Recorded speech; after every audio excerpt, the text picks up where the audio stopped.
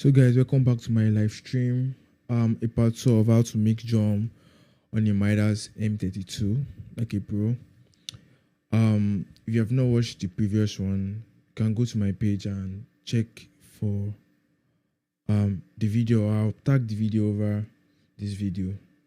I'll place a card of that video on this video so you guys can always go back to it. Now, in my previous video, I did I mixed I did some mixing with some tracks, and the drums I used was a very quality drums. And today we are going to be working with a drums that is not up to that quality. So in case, because some people were like asking me how am I able to, like, what of those that don't have those kind of drum sets, like how can they make their drum sound good? And I don't say it's a shame, it's just natural. What you garbage in is what you garbage out. If you have good equipment or good sounding drums already, your mixing will sound very good. So it's just the input, processing, and output. Your input is the drum itself, the kind of microphone you're using, and the microphone setup, the mic placement. Then when it comes to processing, you want to make sure you have some kind of plugins. You don't need too much plugins actually, but you need to make sure you have some kind of plugins that can help you achieve that quality mix. That's for the processing. So today we're going to be working with a drum that is not as good as what we mixed the previous time, and a different track actually with a different drummer. So guys, let's jump into it. But before we start, I want to share this live link to my WhatsApp broadcast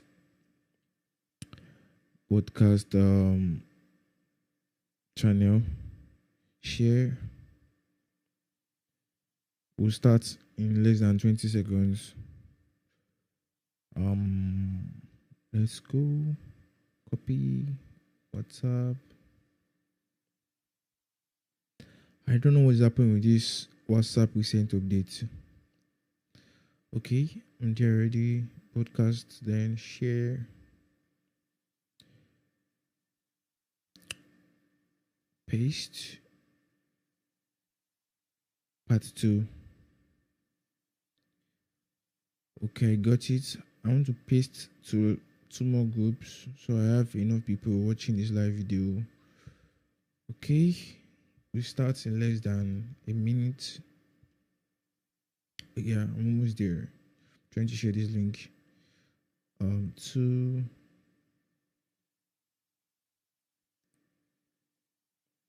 so guys, this actually I wasn't the one that recorded it. So apart from the drums, the quality of the drums, the mic placement and everything was wrong, and we still want to see what we can do with the recording.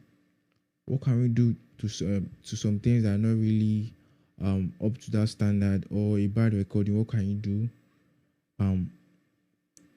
What do I do exactly to really get some low quality things to sound good? So if you look over here, I have my previous video. I had my kick out, kick in, snare top, snare bottom, hi-hat, tom 1, tom 2, tom 3, floor tom, then overhead mics. Actually I had a splash mic too, but I decided to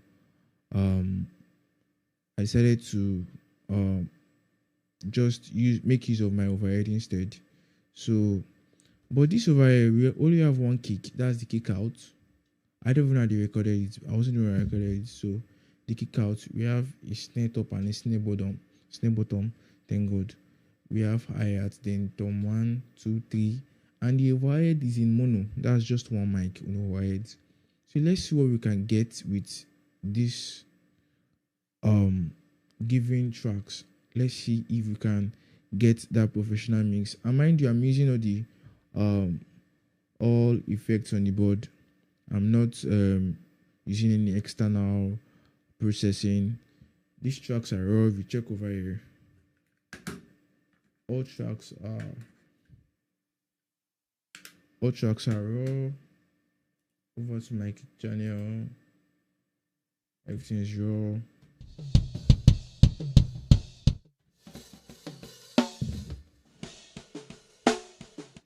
So kick, snare,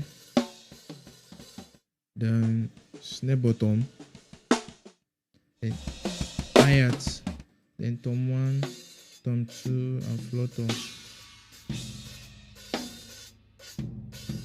That's the floor tom. So it's not really sounding that professional. Then this is the vibe here. Just one is in mono, not in stereo. So let's see what we can do with all of this. And some people complain about not really complain, said I should also make it clear my effect parameters, that what are the parameters on my reverb. So I'm going to show you all that today. So let's go. I'm trying to share this link to one more place. Okay. Yeah, that's it. So we can start now. So let's go. Now, considering my kick, just one. The kick is not sounding that bad. It's sounding alright. I know if I touch this, it will sound alright. But what I'm scared of is this floor tom.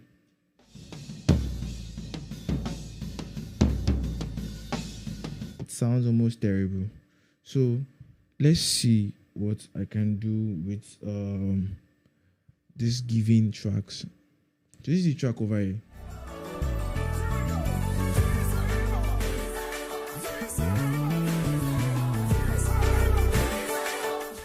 So no matter what you're doing, you have to bend your tracks to fit the tonality of the you have to blend your drum mix to fit the tonality of your track. I cannot start mixing quality if my track is not quality. It won't sound together. So let's start with our kick drum. Okay, you guys can see my screen over here. Let's start with our kick drum.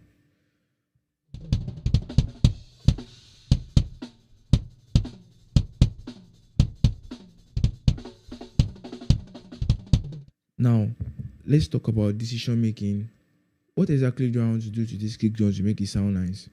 Now, this is not a really good sounding drum. This drum is pretty basic. So, what exactly can I do to get this kick to sound like it should sound? Now, basically, if I'm working with an external plugin, I can actually place a trigger on the kick.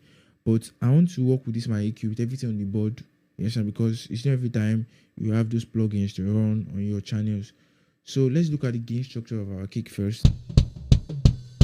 Coming very, very loud. So I need to drop it down a little bit.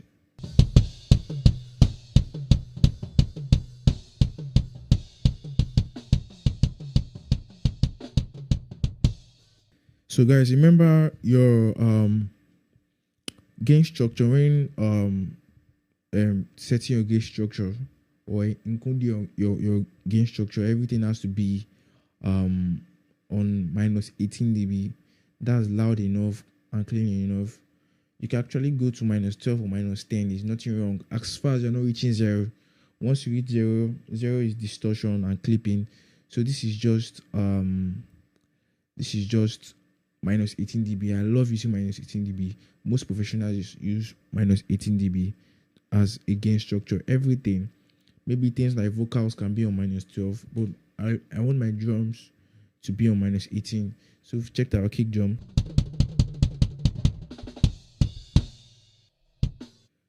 So let's make this sound good now.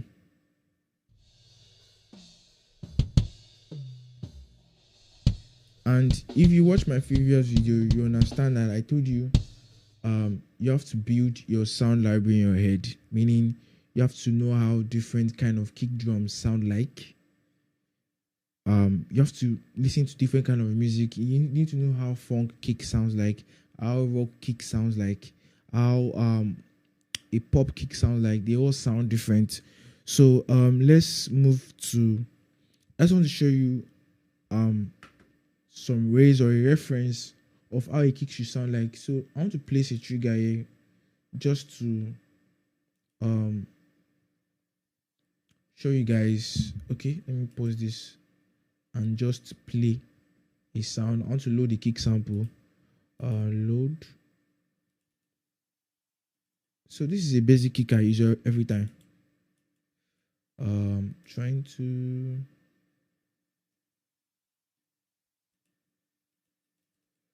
I don't really understand what's happening. Okay.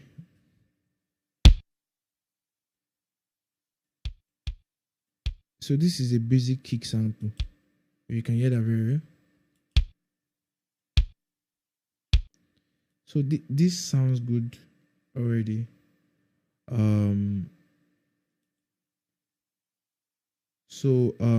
Let me remove this trigger. I'll load another sample for you so you can see. Let me load another one so you can listen to what different kicks sound like. So this is a rock kick. Rock kick over here. Then let me play.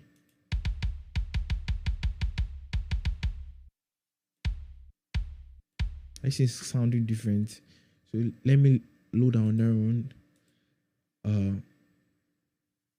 I use this particular one for trap music. I'm looking for it. Where are you? Where are you? Sub kick. Yeah. Listen to this one sound. Electric kick. So let me move the trigger away from the kick and let's just mix the raw sound of the drums, the effects. Now let's go.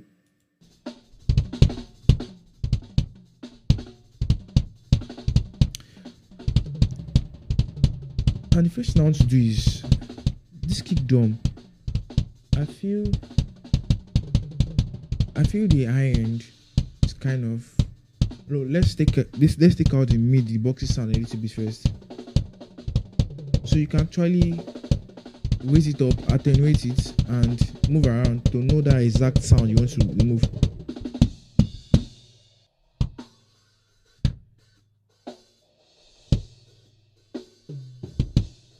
So I want to drop this guy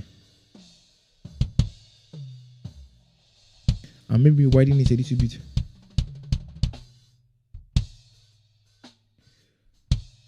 Okay, let's keep on going.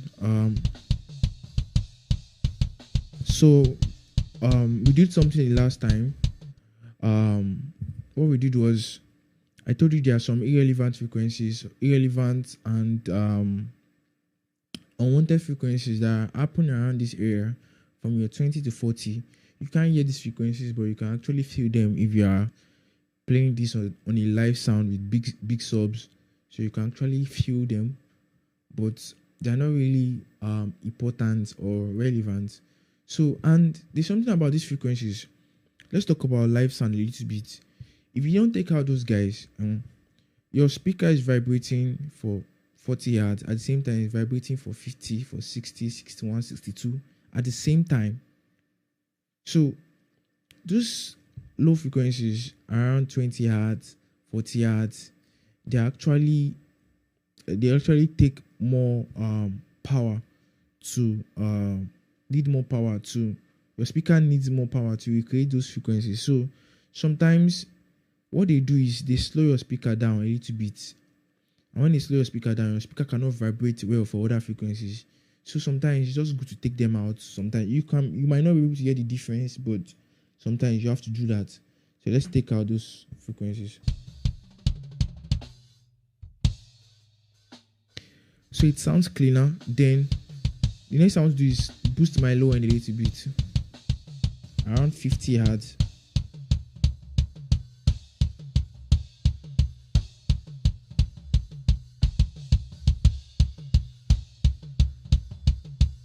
Now I'm not still satisfied. I'm beginning to see some kind of what would I call it, surprises. So I'm seeing something here that I really need to drop, but I want to do that thing before I drop it. there's a spike over here over around 100 hertz. So I don't really want to take that out first, but let's just take our high end down a little bit. I remember there's no kick in. The other one we did kick out and kick in. This is just one kick, so I need to be very careful. So let's do this. Let me just drop this spike a little bit. This guy, let me drop it down a little bit.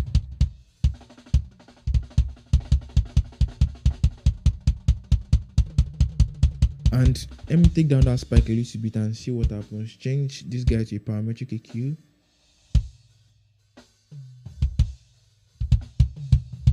This is what it sounds like.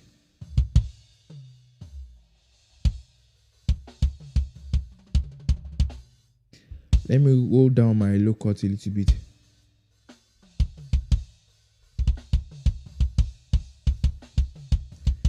So guys, the question is, am I satisfied with this? Clearly I'm not satisfied with this. So what happened when you've used up all your bands and there's nothing else to use? You understand? To get that kick to that sound you're looking for, what do? You add another EQ. That's what you do. So I can come over here. So this is my first graphic EQ over here. So let me assign it to channel 1 and insert. Because I've used up all my bands and my kick is not still sounding good. So I can add another EQ, like a graphic EQ to, and that's exactly what I do to get a very perfect kick. I use graphic equalizer sometimes to do that. So let's play with our graphic EQ to get a very good sound. And mind you, the kick is sounding close to what we want, but it's not really there. So sense of fader. So what do I want to do first? I'm still feeling the mid range of the kick. Let me drop 1K down. That was too much. Bring it up again.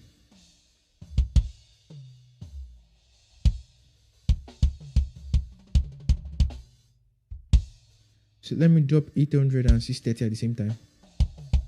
These guys, they even have to come up, say, not even dropping. So let me check what's happening around this 200 area. I see that boxiness. Let's drop it down a little bit. Not too much. We cannot push our low end more. Let's push 40 yards. 50. And there's something you can do. You can actually just take out a particular frequency, just one. So sometimes I can take out 63. Let me take out 63 and see what happens.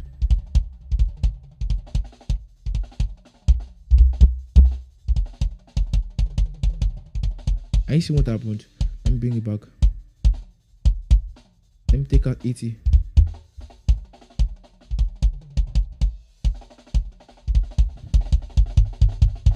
This is 100. So I brought down 100. Push 125. Sounding rough.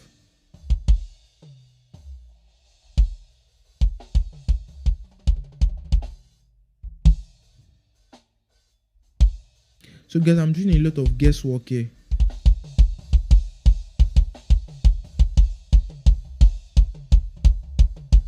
So let me drop 2K a little bit, 2K and 2.5K at the same time. These guys, I think I need to push them back. Let me check 4K and 5K.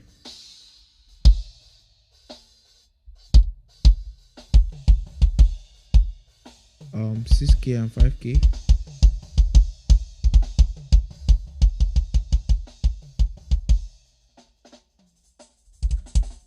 It's 8K and 10K. So guys, when you record a bad sound, you actually struggle to get a sound to sound right. You actually struggle, and it's not small struggle. So let's keep on going. I need to drop these guys back a little bit. So let's manage our kick like this. At least it's trying. I need to drop this 5k and 6k a little bit. So let's do compression.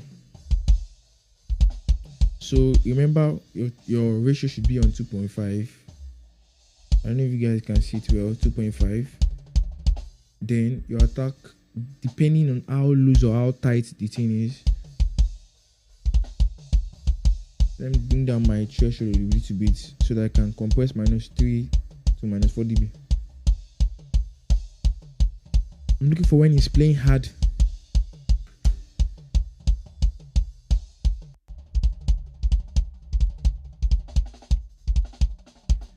Yeah, we're getting there. Then let's just get it a little bit, not so aggressive.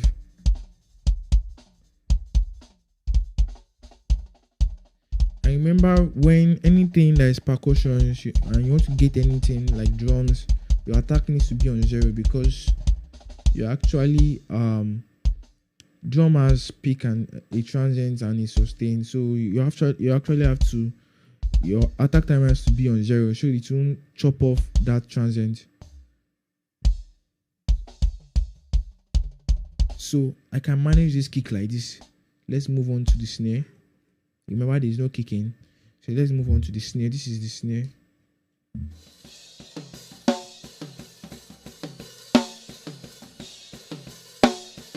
This is the snare.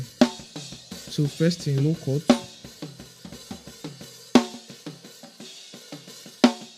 So the fundamental of my snare is around, let me check that, 266 as adds. So remember we have to boost that a little bit.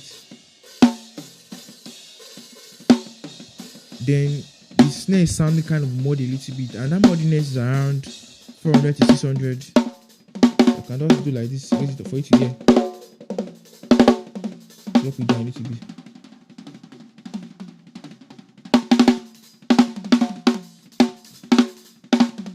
Let me drop my mid too.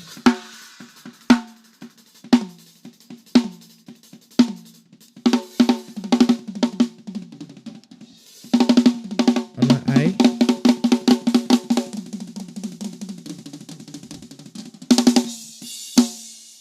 So the gain structure on my snare is wrong. My snare is really clipping.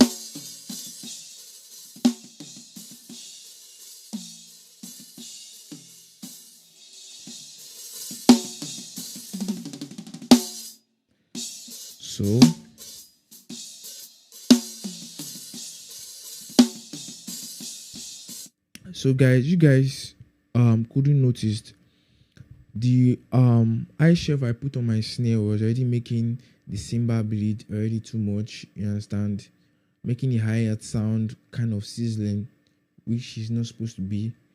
So I need to back down a little bit, just back down, or change this guy to a parametric EQ so that I can only boost that high frequency around 8k. Just take a listen.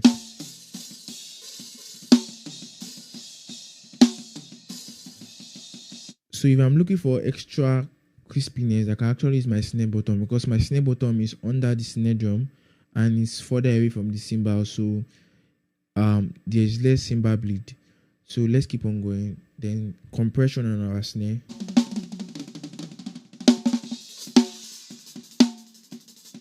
.5. And my attack time on my snare is always around 18 milliseconds. Always around 18 milliseconds.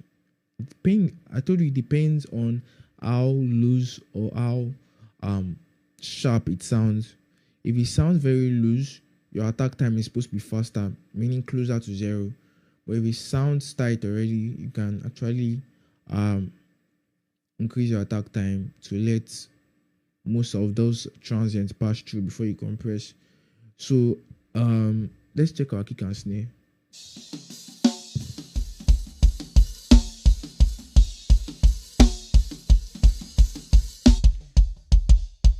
So I think on my kick drum I need to drop that 40 hertz, like pushed up. So let's go back to our effect. Over here.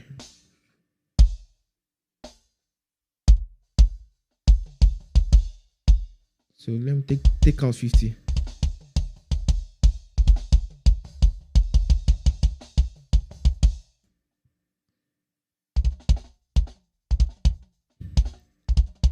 And there's a reason for that, because this guy is playing very fast. When I mean very fast, it's playing very, very fast. So when you have a lot of low end to sound muddy, so things that tend to be fast have to be lighter. So if you're mixing a worship song, you know that you want your toms to be heavy, to sound very low mid heavy. But when you're mixing a funk song, mixing drums for a funk song, and there will be a lot of ghost notes and a lot of 30-second notes, you have to clear out that low end because of muddiness. So you guys should put that in mind. So let's keep on going on that kick drum. I'm not still satisfied with it.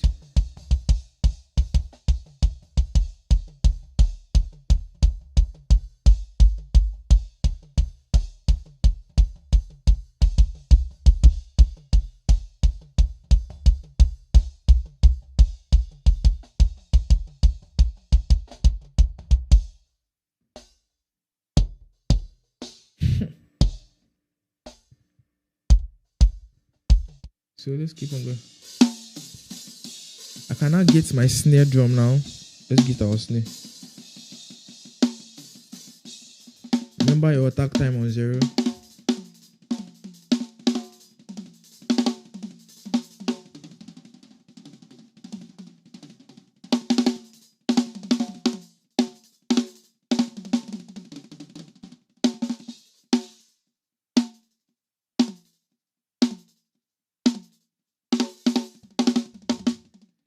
And sometimes your gate on has attack, hold, release, and it also has range. Sometimes you don't need to, your range doesn't have to be on 60 dB, meaning you don't have to have everything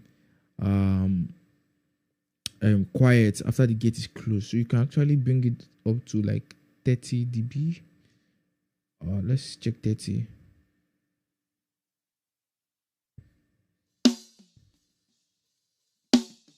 So can you still hear other things in the background? So that's still okay. It's a snare drum. So let's check our snare button now.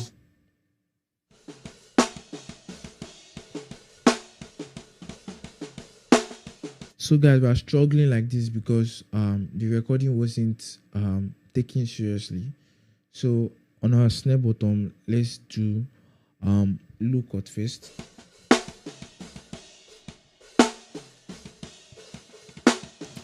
Look at where the fundamental is. Then I want to take out all the mid and the high mid too. Yes, that frequency. And then a little bit of seasonings on top. Then remember what I told you about mixing snare bottom. What I do is I compress, I squash my snare bottom just because I want my snare bottom mic to pick all the ghost notes, so I cannot blend it with the snare top. So let's do that. So your ratio full on 100, then attack on 0. Don't forget your hold on 0, your release on 0. Now let's bring down our threshold. So we're already compressing minus 14 dB. You cannot blend this with our snare itself.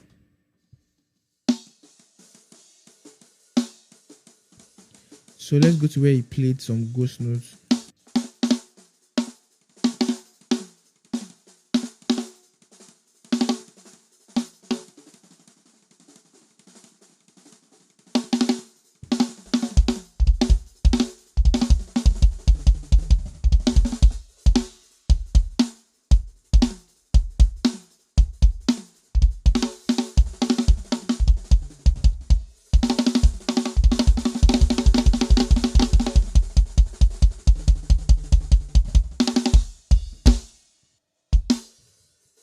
So the next thing is, let's bring our snare to life. So remember what we did? We did a snare reverb and a normal long church reverb. So let's use my boss 13 for a snare reverb. Let's go down to our effects. So I love using a plate reverb. So on my boss 13, change to a plate reverb. Select on my boss 14, which is my snare reverb. Let's change it to a realm reverb. Yeah. So let's check each parameter. So let's the one on my normal church reverb should be like 5 seconds long or 6 seconds because it's a very big church. I'm mixing in a space. I'm trying to create a listening space because that's how to mix. Some people don't just understand that in order to bring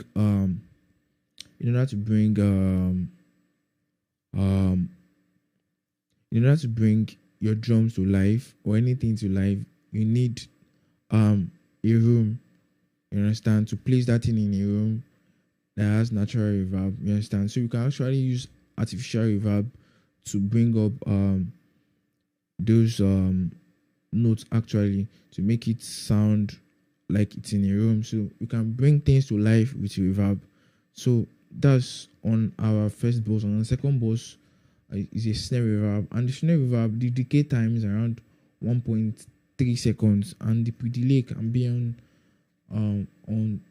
30 milliseconds. So 30 milliseconds pre-delay and 1.3 seconds decay time. Every other parameter is not that important. So let's send our snare to that second boss, which is our snare reverb. So let's take a listen.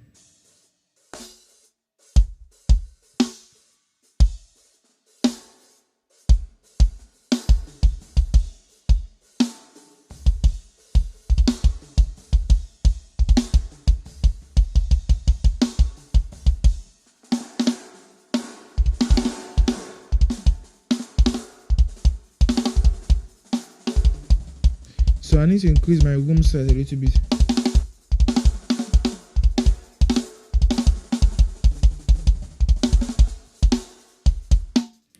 So guys, I feel like I want to change this reverb because it's sounding narrow. I need something that's very, very wide. Let's go back to our effects rack and change this boss 2 to a reverb. So a plate reverb, very good. Set, and let's go back there. So set this on to 1.3 again. See how different it sounds.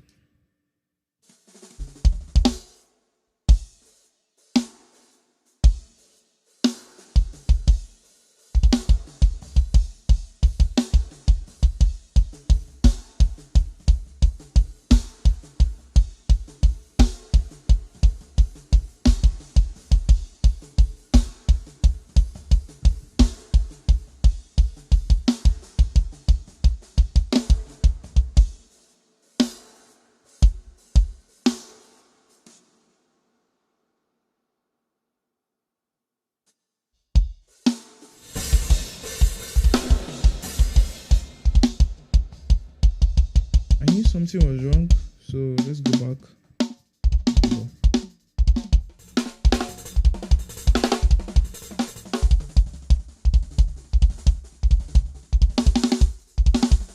So the gate on my snare is off. I don't know how that happened. I made a mistake. A very big mistake. I was sending something else. I thought I was using a kick in and a kick out and a snare top and a snare bottom. So what was in my mind was 4 things. I didn't know it was just a single kick and a snare and a snare bottom. So let's keep on going.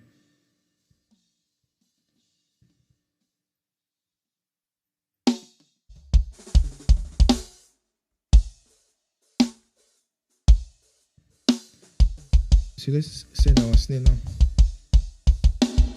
Yeah, that's what I've been looking for.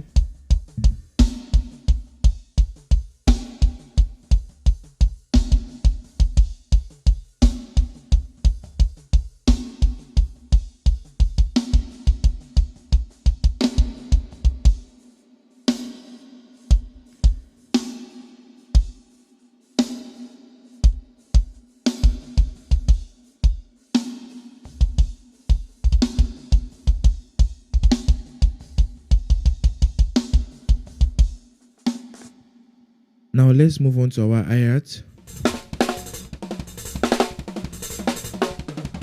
Can see the drum is not sounding that good, so we have to just work with what we have. We mix with a very good drum. Today we are not mixing with a very good drum, which results to a mix that we are not really satisfied with. Let's keep on going. So this is our hi-hat.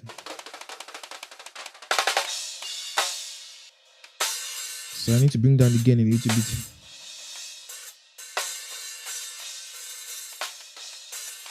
So remember, I need to take out those frequencies that are what's in the air. That's around 8K. Use my band 3 and bring that out. That's fine. Let's listen.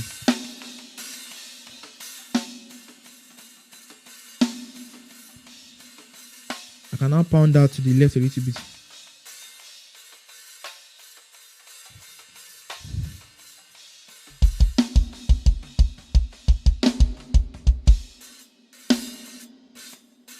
So guys, let's add our overhead.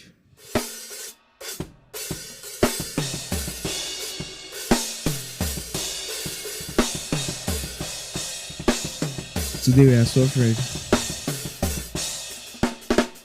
This is our overhead. So low cut.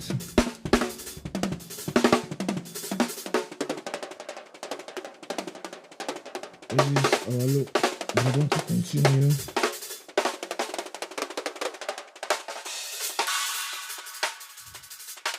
So this one, what we're doing today is aggressive.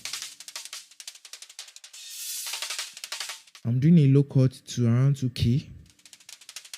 See, that's quite different from what we did the last time. Then the cymbal is sounding harsh. Let me take down my high end a little bit. Let's do a low cut instead. And cut those guys that are actually hurting the ears. This is okay. Then blend.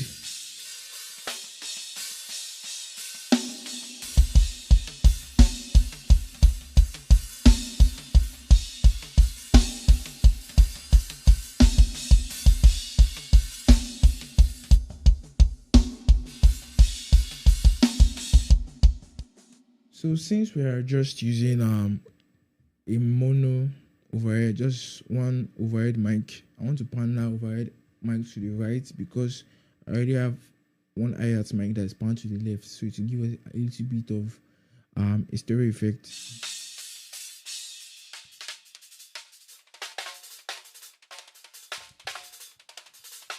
Then let's send that to our snare reverb or our drum reverb.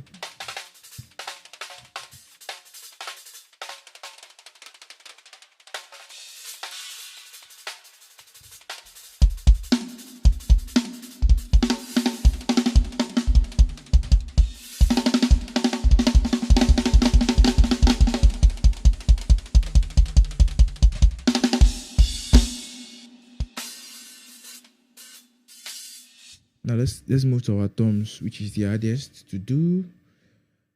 Remember we have a problem with that floor tom.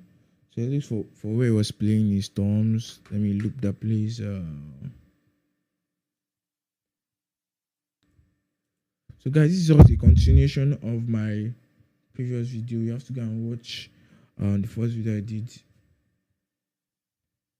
So I think this is the part they play the storms.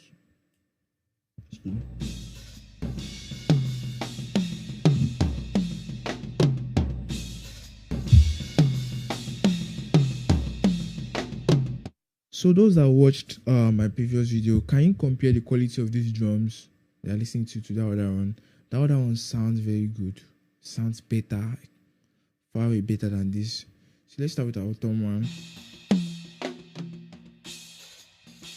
So remember, when mixing your toms, your fundamentals, very, very important. So your fundamental is the loudest frequency, loud room or audio signal is carrying. It's also where the identity lies, the tone, everything. If you check over here, this is our tom one, the fundamentals, this is the loudest frequency. The fundamental is around, let me use my bandwidth to check. It's around 202 hertz. So let's just boost that a little bit.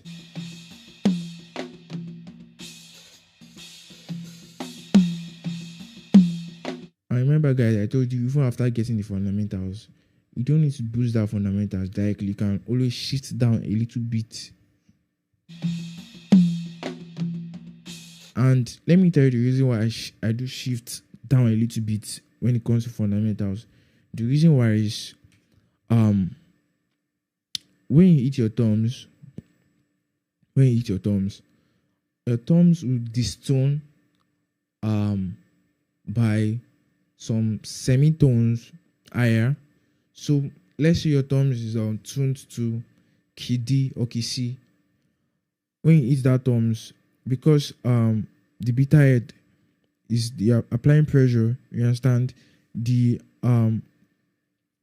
tone will change for a few milliseconds. So to go higher, so to go something like C sharp, not really C sharp, you understand, and now come back to that C. So to do something like that come back. So if you check your RTA very, you see that you are seeing two different frequencies running around here. So the first one, when you eat it, it will go up, then the second one will come down. So is that sustain when the thumbs have come back to its real tone? That's what I want to boost, not the other one. So that's what I do most of the times.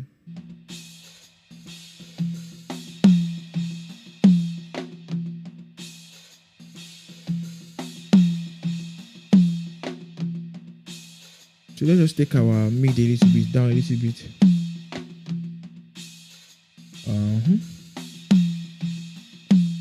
And my high mid a little bit. And increase our high a little bit.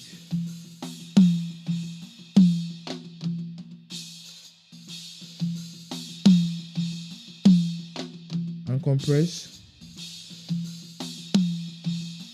That's over compression.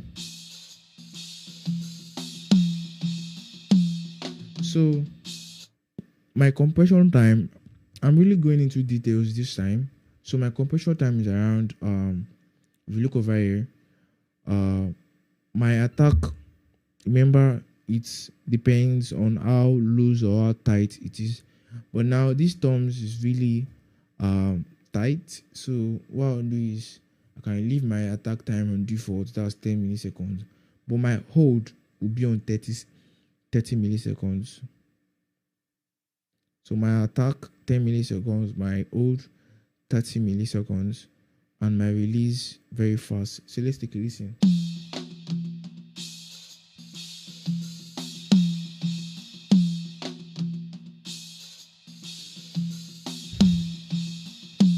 So what happens if I make my hold longer?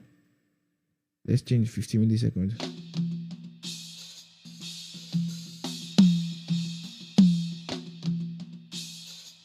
So this is okay to me.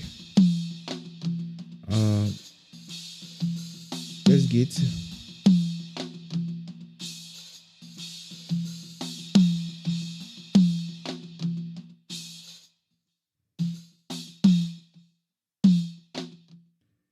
guys, are you seeing the attack of my thumbs are gone?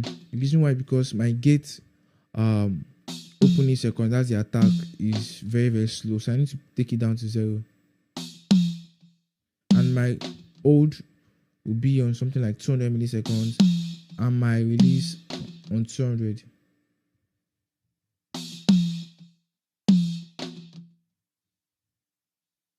So let me just copy this, copy and paste to other thumbs.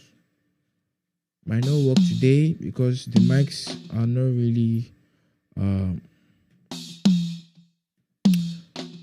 the recording is not that good. So let me load on this second thumb. So let's shift the fundamental down a little bit of our second thumb.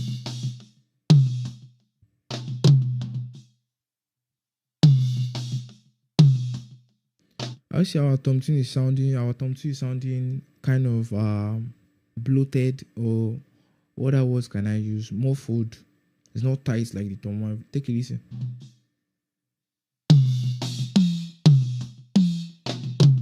So things like this, I can use my compressor to control it. So what I'll do is my compression, my attack time on my thumb 2, I can increase it.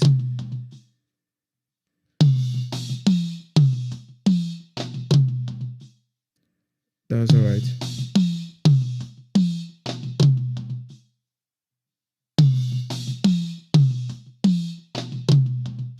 So let's go to our floor thumb. Sounds like trash.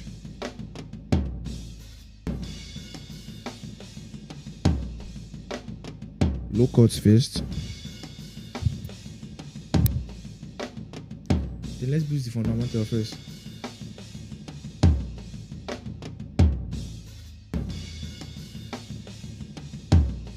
It sounds like the floor thumb mic was just resting on the floor thumb head itself. That's the way it's sounding. So let me just take out this guy. Around 2K. That's the high mid. I'm bringing it down a little bit. Let's take a listen.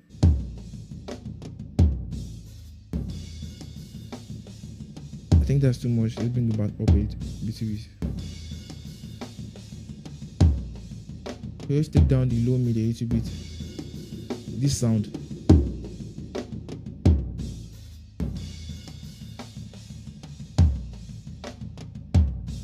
Sounding better.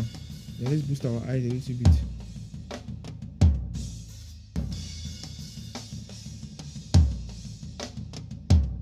Then let's compress to control it.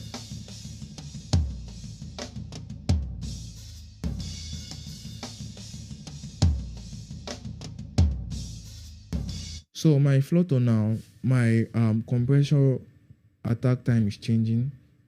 And ratio is changing because of the floor thumb is not tight, it's sounding very low. So my attack time will go to something like 5 milliseconds and my ratio will be on 4.0.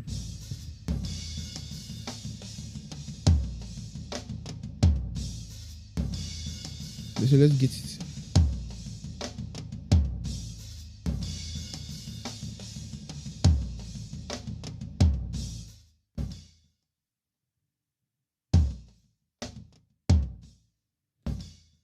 So my attack on 0, my hold on 200, and my release on 202. Let's take a listen.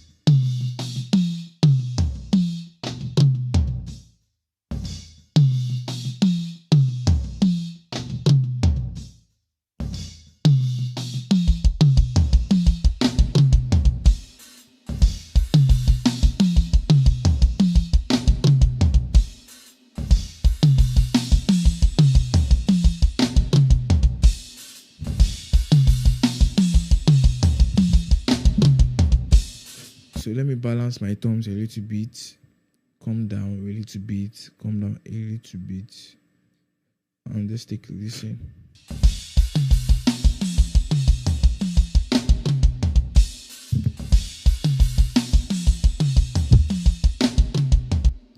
So guys, let's continue. I need to send my thumbs to one group. So let me link my boss 1 and 2, link 3 and 4, and link 5 and 6. There's a reason why I'm doing that. So my 1 and 2 will be a subgroup for my thumbs. So I want to send just my thumbs to that subgroup. Confirm. Then almost just my thumbs. Very good. Then instead of sending this boss to my main, I'm not sending it to my main. What I'm going to do is I want to send it back to channels before it goes to another bus. So I'm sending my bus 1 and 2 to my channel 9 and 10. So this is done. Go to channel 9 and 10. Your channel 9 will collect from bus 1. Just go down to bus 1. So this is how flexible the M32 routing can be. Bus 1, and my channel 10 will collect from bus 2. That's very good. So my thumbs will enter my channel 9 and 10. That's coming from a subgroup. So let's take a listen. So what I need to do is I need to take out my thumbs from the main stereo because they're already going to a subgroup which is going to another channel. So once I raise my 9 and 10, my 9 and 10, I need to link my 9 and 10 together. Link, confirm. So my thumbs is coming in through 9 and 10.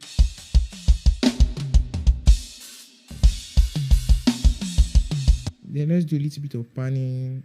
My thumb 1 to the left, floor thumb a little bit to the right. So let's take a listen.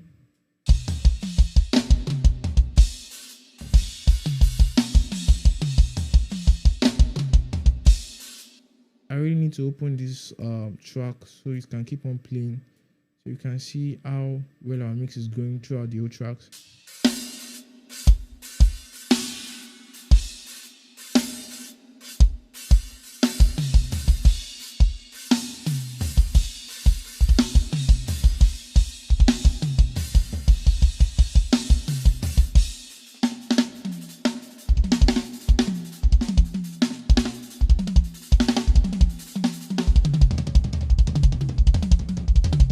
Can you see how terrible our floor thumb sounds?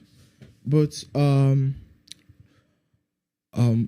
lucky we are, the music is going to cover it up. So if I push up the music,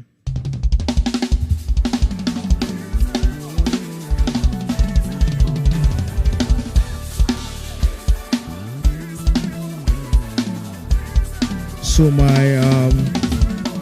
my snare needs to go to that reverb more.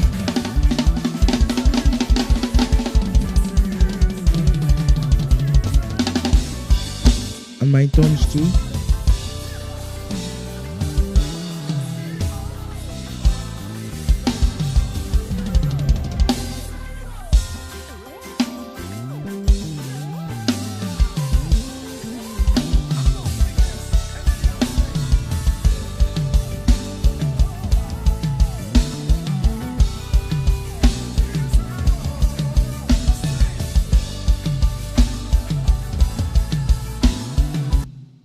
So guys, my boss 1 and 2 is doing my toms. Now my 3 and 4 will do the old drums. Now I want to remove all the old drums.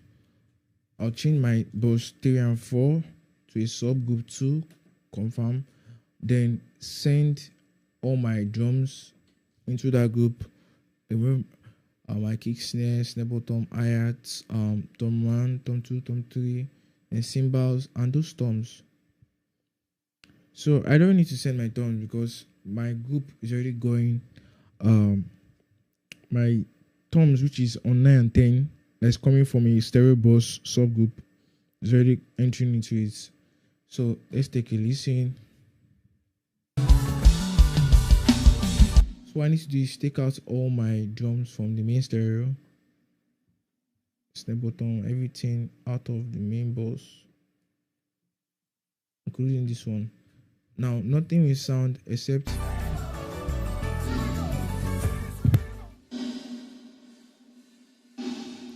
so I need to send my boss 3 and 4 to main stereo.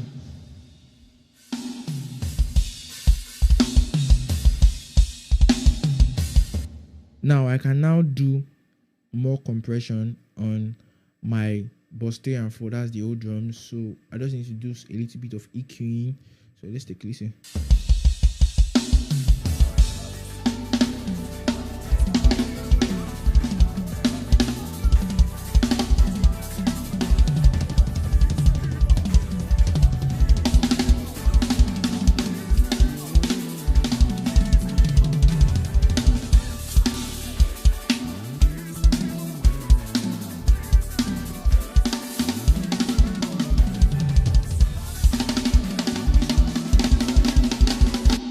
What's more interesting is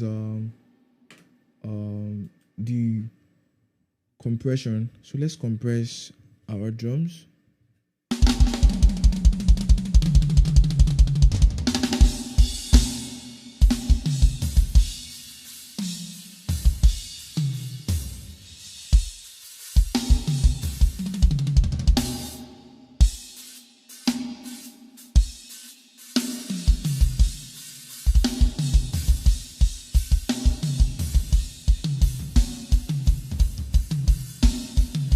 So what I'm doing is my drum boss, I'm doing a lot of compression. I'm doing attack time on 10 milliseconds. My hold very long on 400. My release on 500. Sometimes do a global compression on my drums. So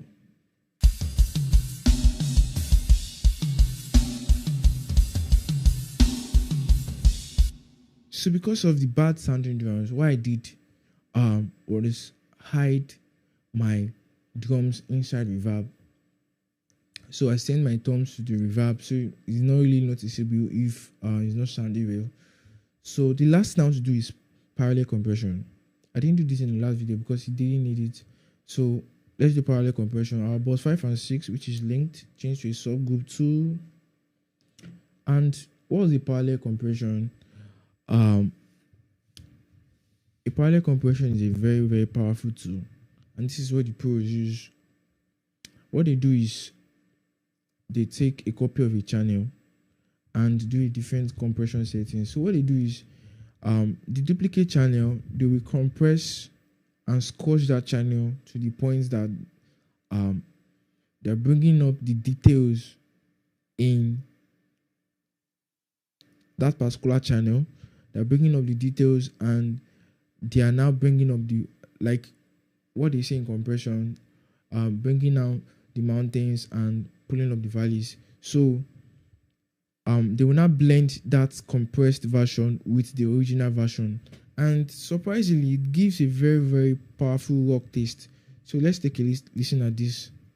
So let me send my old drums to that same group, so my kick, snare bottom, and I don't need to send my hi-hats and my cymbal because those are very, very muddy.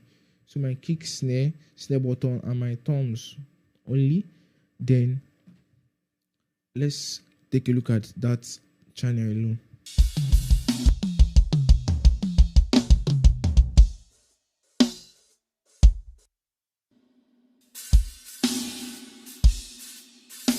So guys, what I want to do is really squash this channel, use compressor, and the way we do with our snare bottom, compress the live. So my release time will be on 0, my hold on 0, and my attack on 0, and my ratio on 100. And let me show what it sounds like.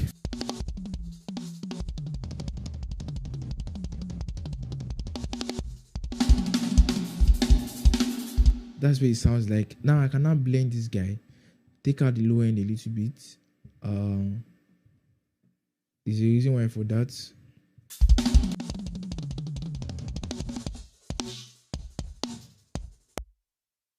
Now listen to what happens when I push this guy. When I push this compressed version to the drum will sound heavier and more sharp.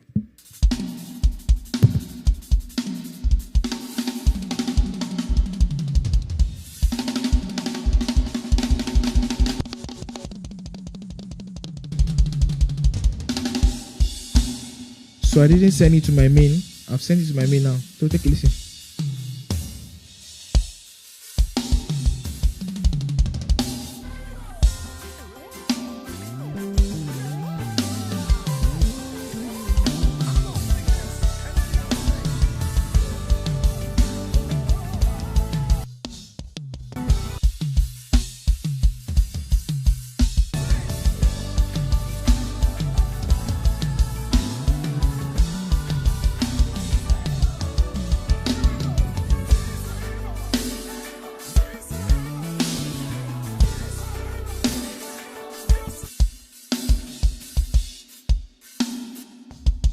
So guys, from the beginning, I want to do some rebalancing.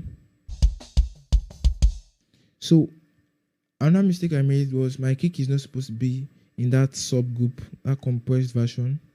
Just my snare and my toms. So kick then snare.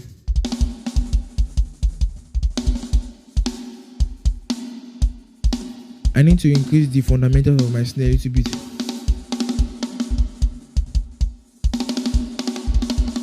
And it high a little bit.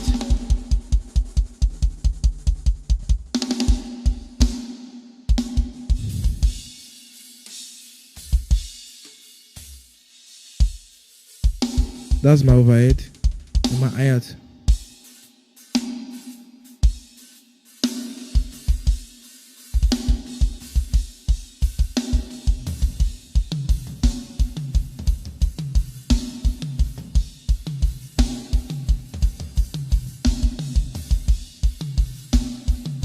I used to do my floor tummy sounding, not sounding alright.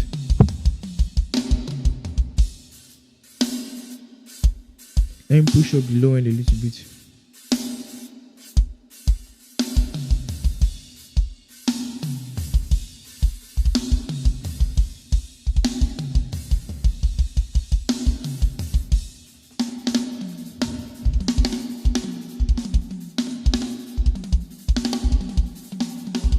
So let me EQ my thumbs a little bit. I feel like I need to EQ my thumbs a little bit. So let's do that. My thumbs. Switch on my EQ, and remember this is a subgroup of my thumbs. So my thumbs is going to this channel, particular channel. So what I want to do is come over here, do a low cut first, then do a high shift around here to increase the fundamentals. Let's start from 200, from 40 to 200. Then take out the high mid a little bit. So let's take a listen.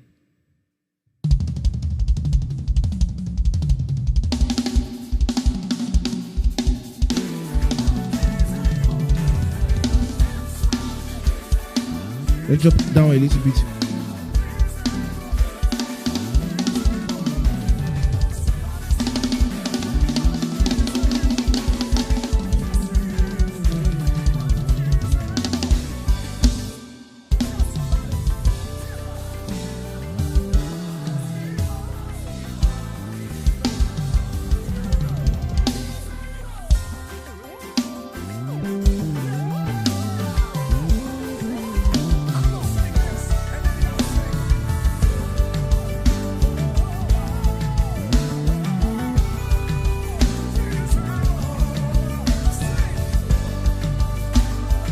You can see how weak our kick sounds.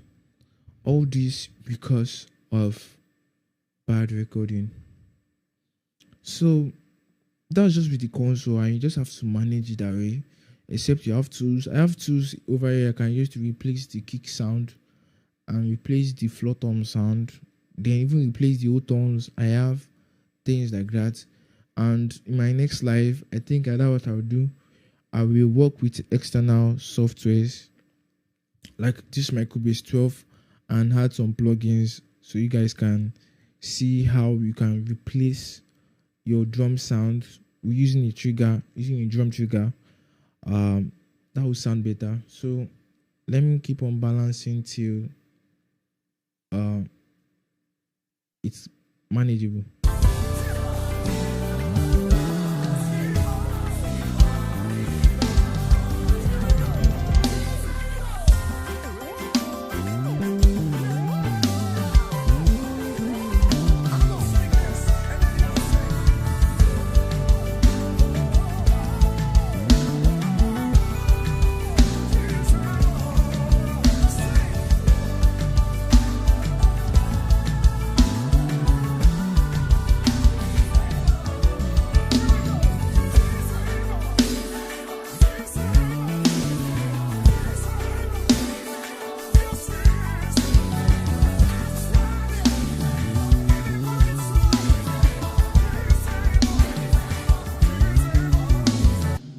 The compression happening on my kick drum is too much. I just got to know that.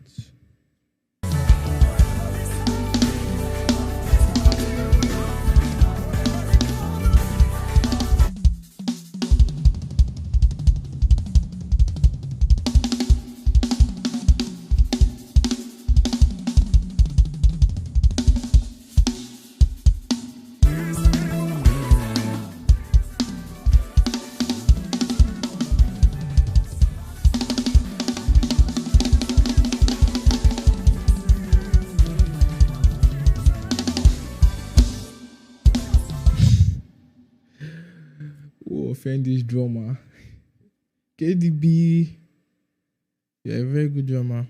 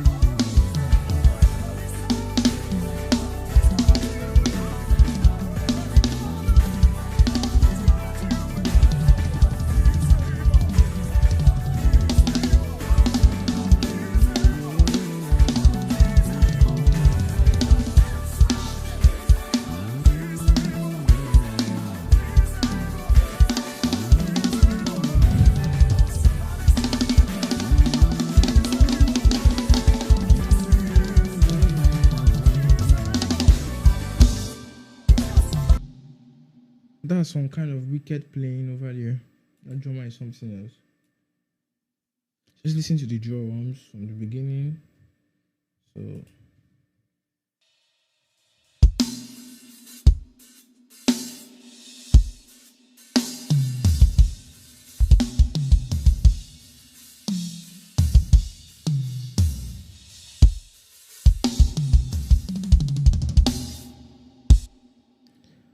So that's it for mixing rubbish drums. So what else do I want to do?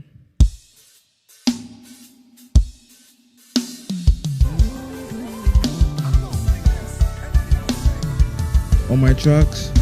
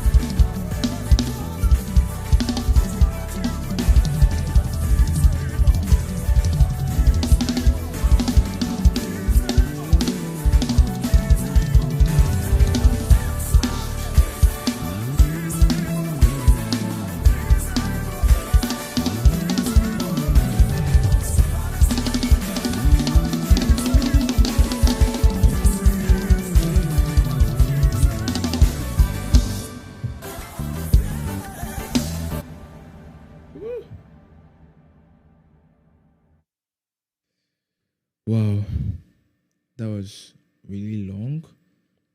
That was really, really long. So guys, I also want to do some. I'm not sure this guy's on focus. Trying to focus it.